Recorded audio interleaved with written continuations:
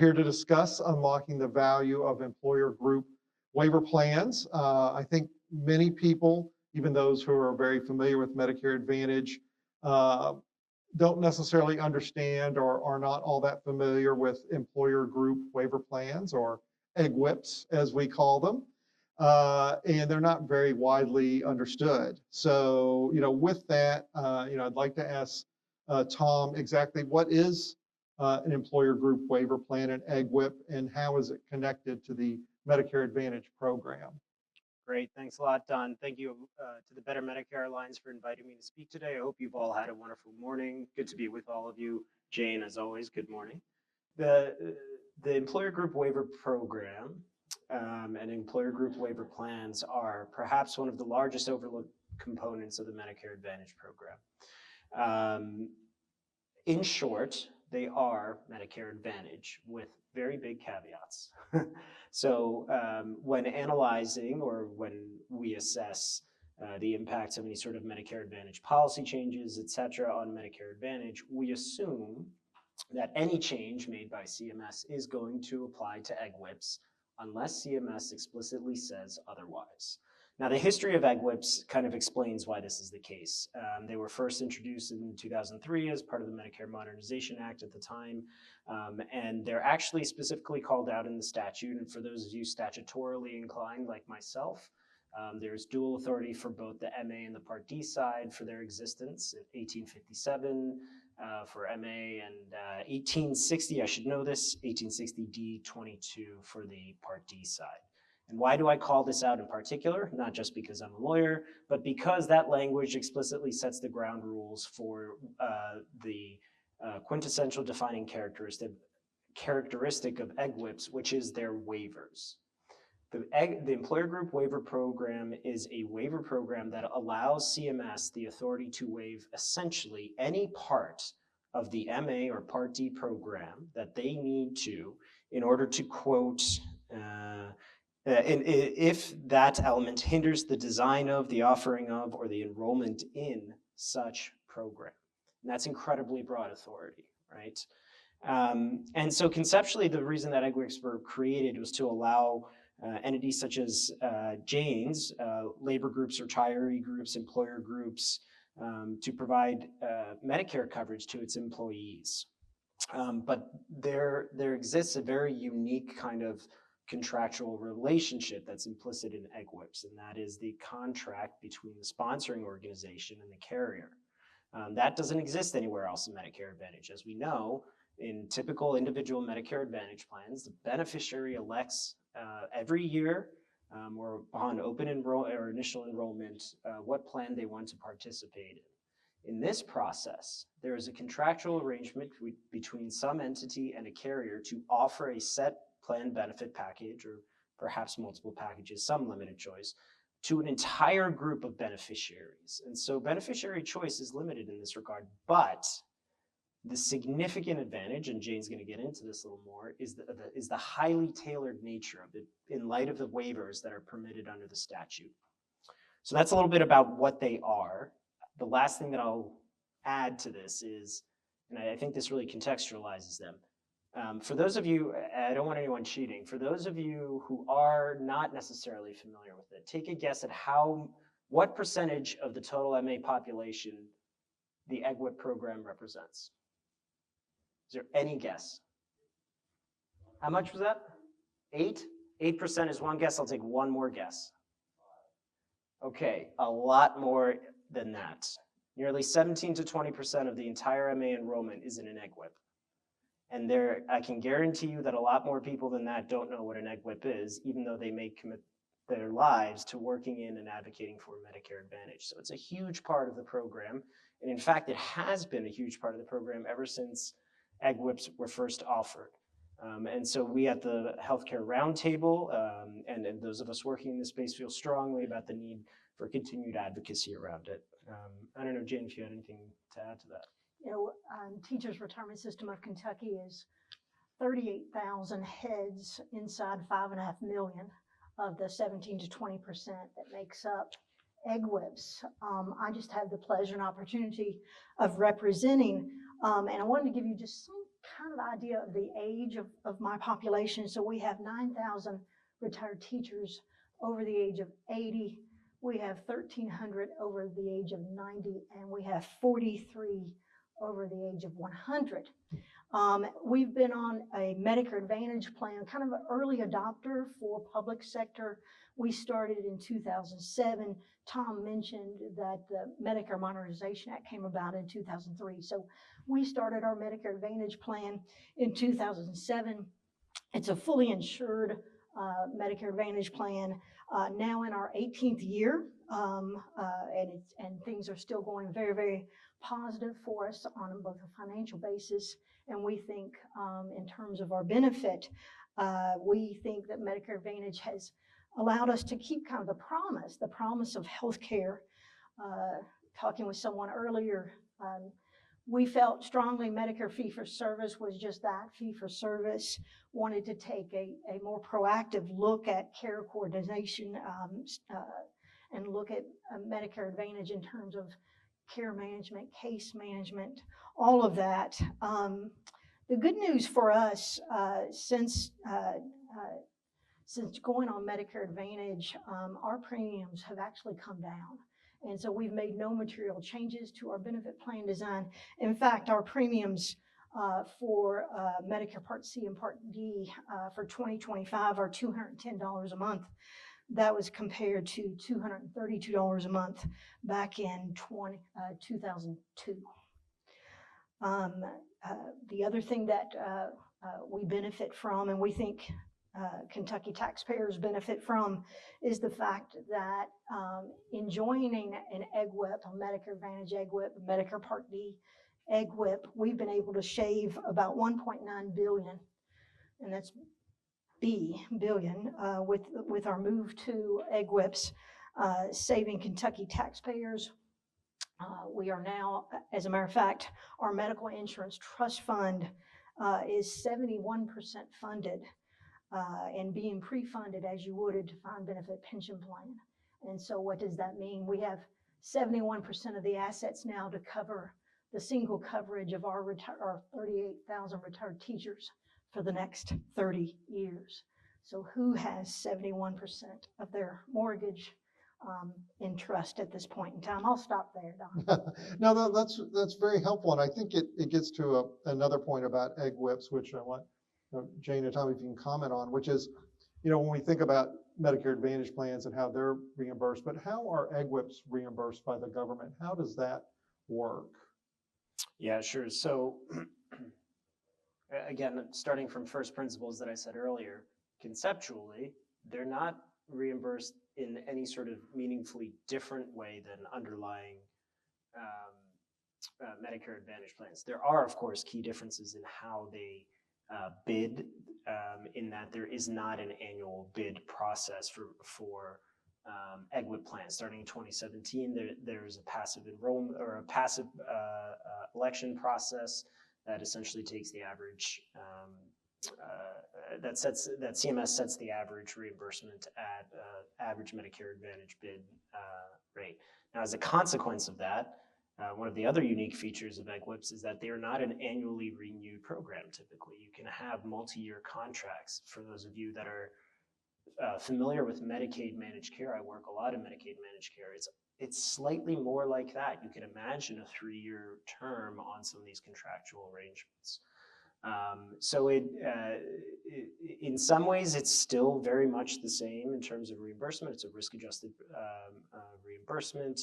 Those policies do have an effect on the same, V28 issues that we were dealing with.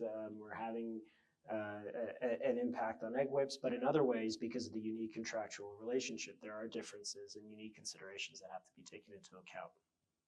Yeah, and I think that's very important, because I think that is one of the sort of key differences, is that how that program operates is a little bit different than a regular Medicare Advantage plan.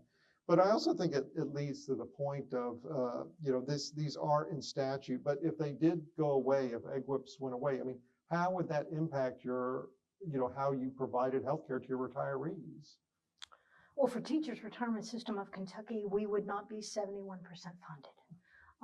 So again, $1.9 billion was shaved off our other post-employment liability. when we embarked upon Medicare Advantage and Medicare Part D employer group waiver plans. I indicated our premium for 2025 is going to be $210 a month. That would easily double without Medicare Advantage. So we project that it will be in the $400 range.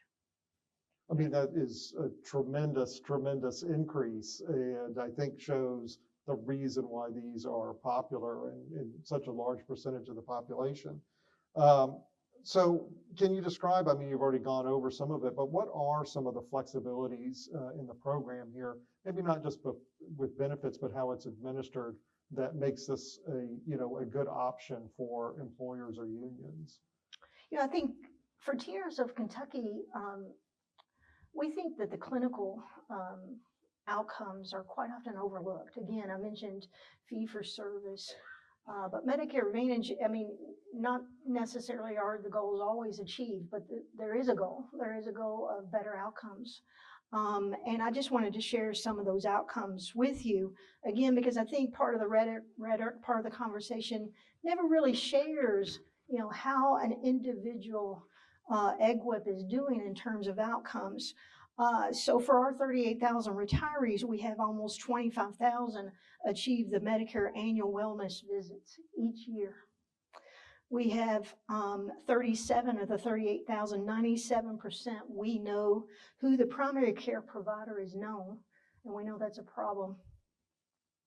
87% have had breast cancer screening, 82% colorectal screening, 81% diabetic eye exams. Each year we achieve about 9,600 house calls completed.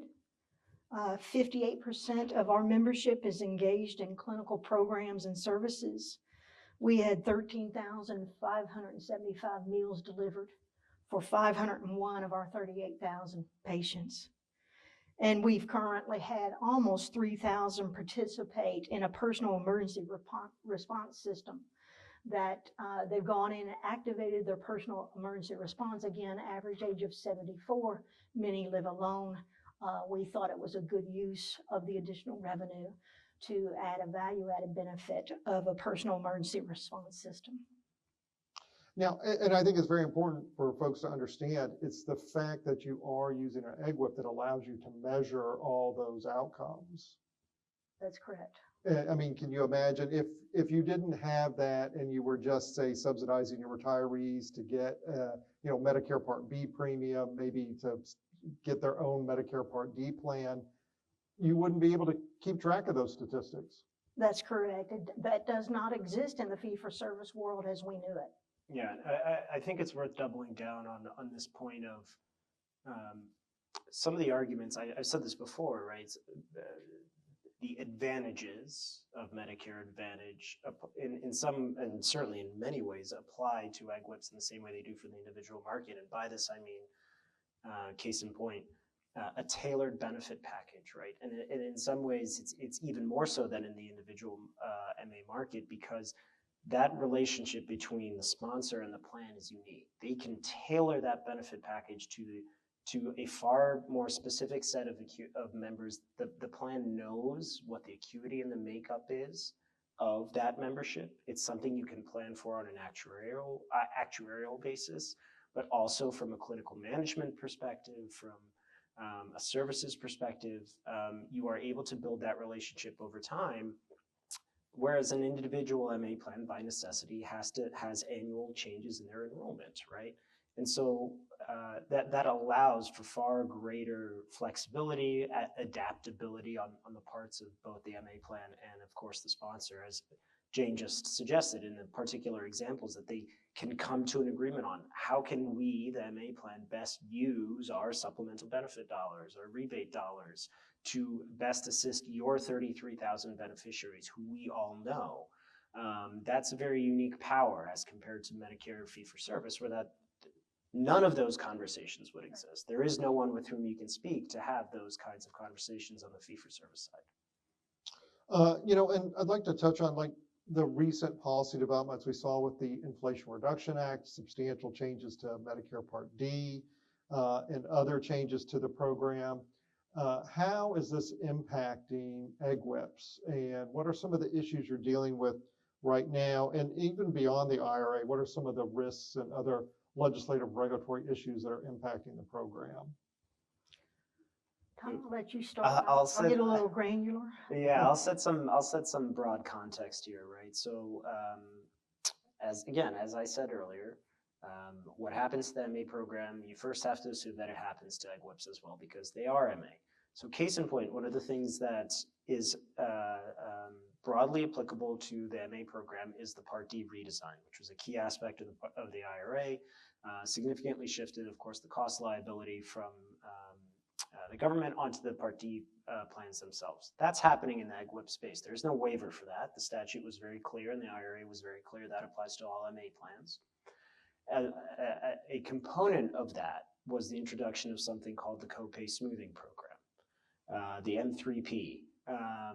And this is something that Jane and the Healthcare Roundtable and a number of other organizations and EGWP sponsors have been examining, because one thing that perhaps we should make very clear, the benefits that are received by beneficiaries under an EGWP are heavily subsidized, not just by, of course, Medicare Advantage, but by the sponsors themselves, right? That there is very little to no cost sharing in most EGWP scenarios. Now, if any of you know what the copay smoothing program is, it's intended in a reasonable part to smooth out the copay requirements of a beneficiary over a 12-month program if they reach a certain level. And it's in part meant to react to beneficiaries with high out-of-pocket costs. Now, if you combine that with what I said earlier, there aren't going to be too many EGWP beneficiaries that, if any, frankly, that have significant out-of-pocket costs when enrolled in an EGWP. In contrast, there is significant legwork that has to be done by the plans to implement it, which of course increases administrative spend. So something we've been talking about with CMS is the proper applicability of whether the copay smoothing program should or should not be applied to EGWPs. Again, here we would be, we've talked about whether CMS can use its broad authority under the statute that I cited earlier to waive the application in this instance. But that's a very particular policy issue that we've been focused on as a consequence of the IRA. I don't know, Jane, if you've been in these. Jane has led these conversations. You can tell she's a vocal advocate, but she's been at the forefront of this. Yeah, I think for Teachers Retirement System of Kentucky, for many EGWPs out there, the Medicare prescription payment plan, Tom mentioned M3P, it fixes a problem that we think does not exist in the 5.5 million heads on employer group waiver plans. So as he mentioned, we are already there in benefit design to protect our members from high out-of-pocket costs. So for example, for Teachers Retirement System of Kentucky, our members can get a 90-day supply of a generic drug at mail order for $10. We don't think it gets any smoother than that. They can get a 90-day supply of a brand preferred for $20. Our fear is, again, I gave you the ages of the population, how many 80-year-olds and 90-year-olds. And our fear is there will be confusion. Our membership will be convinced by family members and retail pharmacists to sign up for this program and not really understand how their copayments really haven't changed. So it's not lessening the copayment. It would just say, here's all the $10 copayments, here's all the $20 copayments, here's the $400 drug purchased at retail. It would smooth those over the remaining months in the year. And what we see is for highly beneficial plans such as ours, our membership is seeing some very small copayments, even smaller than $10 and $20 early on, but it can balloon to $100 and $200 later in the year. And ultimately, we don't think that that does a good deal of benefit when our members already have $10 and $20 options out there.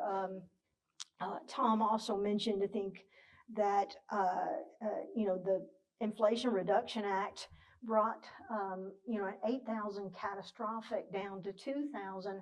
I think for many of the EGWPs that I work with, that is causing a real increase to premiums.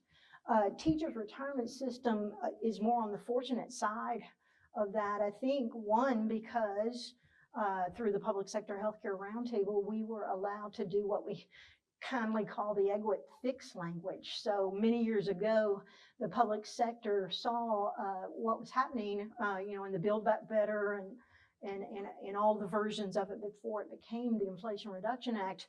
We knew and said EGWPs need, many of our members will not get to 2,000 of their own, and we don't want to lose those brand pharma dollars inside the coverage gap. So we worked with the Public Sector Healthcare Roundtable to create an EGWP fix language that basically said for EGWPs, you may use both plan dollars and patient dollars to reach the $2,000 faster.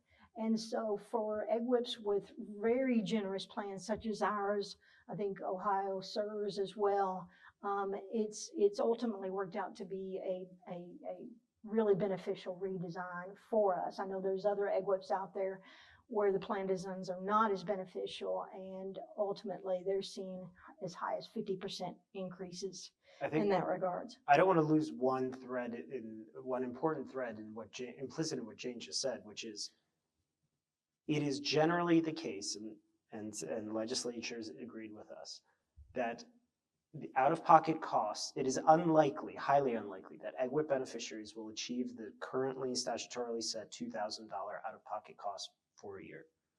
Just think about that for a moment, right? The whole reason that portion of the IRA was implemented was to relieve pressures on beneficiaries of out-of-pocket costs. EGWPs, rightfully, made the argument, hey, we're already doing that. And that should show to you the power and the value that an EGWP has, right? That it can show with data that for most of the beneficiaries served by EGWPs, they don't even achieve that $2,000 limit that was such a main focus of the IRA. So I don't want to lose that importance because it highlights the value of EGWPs for that population. I think it's very interesting, when Congress enacted this, they thought of the beneficiary in January who might have a very expensive drug and suddenly they're confronted with $2,000 costs in January. We want to smooth that cost out over the year. Obviously, a very rare thing probably happened for folks in EGWPs. But what happens if the beneficiary stops paying their share that they're supposed to pay every month? Who is responsible for that? Well, specific inside the M3P, it is the plan sponsors now. So we're being asked to take on bad debt. I mean, we're not a real retailer. Teachers Retirement System is a defined benefit pension plan, and we are a medical insurance trust fund. And so now with M3P, we're being asked to take on additional costs to smooth payments that we think are already very, very smooth. We're being asked to, if a member decides not to sign up for the M3P and doesn't pay that back, we are being asked to treat that bad debt as a plan loss. We are also being asked to take upon credit card fees in paying on the M3P. It's things that we believe that fiduciaries of trust funds should not take on. That's more of a retail environment, a business arrangement environment. We should not be using, as good fiduciaries, we should not be using trust funds to front a co-payment that's already very low for up to 12 months interest-free. And we lose the ability to invest those funds as we should be doing. Are there any other legislative and regulatory risks that you're worried about right now in the sort of the current environment? Yeah, I mean, I think more broadly, it's no state secret that Medicare Advantage is under the magnifying glass generally. EGWPs and we at the Healthcare Roundtable certainly keep an eye on any sort of broader efforts to address changes related to the Medicare Advantage market. So going back to that first principle, many of those things that keep individual MA plan folks up at night are similarly the things that we are concerned about. We'll see what happens in the 119th Congress. Certainly we'll see what happens in the lame duck session. We don't anticipate massive changes in the lame duck package, but who knows what the makeup is going to look like in January of next year. But I think we're fortunate enough to say that right now, one of our main concerns on the Hill, as we're doing right here, is educating folks what an EGWP even is. Because to bring it full circle, they are legislating and make individual legislation that impacts the MA market on individual MA plans. But they don't take into account all too often how it's going to impact 17 to 20% of the market, which is represented by EGWPs. And all too often what we have to then do is come in and play cleanup and say, hey, case in point, the EGWP fix that Jane mentioned around the out-of-pocket cost. Hey, you didn't actually think about the application of this policy to the EGWP market. So that is a common exercise that we do with pretty much every piece of MA legislation that is introduced. So did you have some comments? Yeah, I would just mirror the education that continues to need to take place on what EGWPs are, and that we can't create policy that one size fits all in regards especially to the M3P. I just wanted to mention, CMS has granted waivers many times over the years for EGWPs, both on the Medicare Advantage side and the Part D side. One just quick example was actually, it benefited all EGWPs, but it started with TRS of Kentucky. Back in 2007, we wanted to cover our retired teachers that were suffering with end-stage renal disease. And I don't know, many of you look quite young, but you might remember that at first there was a regulation that says if someone has end-stage renal disease, they cannot participate in Medicare Advantage. They must stay on original Medicare. So we were part of those discussions with Humana at the time that simply went to CMS and said, can we use the waiver authority? Teachers Retirement System would like to keep their end-stage renal folks on the Medicare Advantage plan along with everyone else. And that was a real easy granting process. So it's been quite a few discussions on, again, explaining how EGWPs are different. And in very similar terms, we would like some of the requirements of the M3P to be looked at in the eyes of an EGWP, and let's not fix a problem that doesn't exist. As we're wrapping up here, I mean, what do you think the future holds for EGWPs? Look out, number of years hence. Where do you think they're headed? I think at a broad level, the percentage that I've been mentioned several times here, we expect it to maintain and grow. It has stayed at about that 15 to 20% level for a while now, and we think that's a good thing at minimum. I think more and more entities will hopefully, through further education, come to realize the value that EGWPs can have in the management of their pensions and their health benefit funds. On the healthcare side of things, again, I think it's going to be a factor of ensuring that legislators and regulators are informed about the potential application of whatever policies they're considering on the EGWP market. And we'll continue to do that and beat that drum. I don't know, Jane, if you have other thoughts on that. We're overall very bullish. Like I've said, we've been on Medicare Advantage since 2007. We're very bullish on the continuation of Medicare Advantage and Medicare Part D. I think, again, to press the point that education is needed for those folks setting policy that would affect an EGWP very differently than the 80% that are on the individual open market. And I should say the Better Medicare Alliance has been a great partner of ours in this effort, so we want to thank you for that. Well, thank you very much, Tom and Jane, for being with us. We'll wrap up here. Thank you.